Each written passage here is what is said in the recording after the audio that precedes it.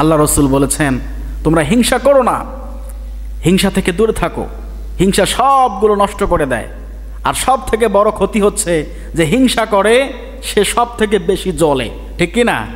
জ্বলে, যার ভিতরে হিংসা সে সব থেকে বেশি জ্বলে। আমাদের সমাজে এখন সব থেকে এটা বেশি চলে। তো হিংসা আমাদের অন্তর থেকে দূর করা দরকার আছে না নাই?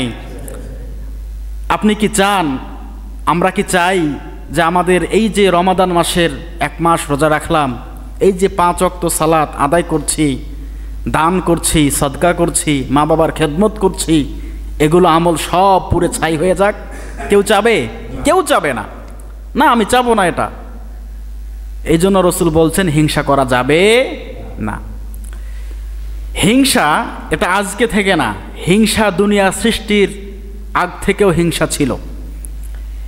যখন দুনিয়াতে কোনো মানুষ ছিল না তখনও হিংসা হয়েছিল। আল্লাহ পাক রব্বুল আলামিন আদম আলাইহিসসালাতু ওয়াসসালামকে সৃষ্টি করে জান্নাতের মধ্যে রেখে দিলেন। আদমকে আল্লাহ পাক সবগুলো বিষয় শিখিয়ে দিলেন, জানিয়ে দিলেন।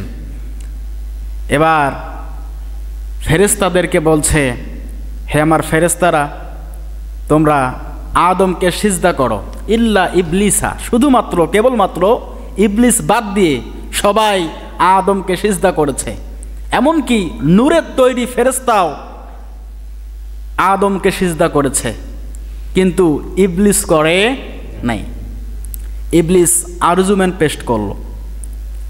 আল্লাহ পাক বলছে, কি ব্যাপার, তুমি সিজদা করলা না কেন?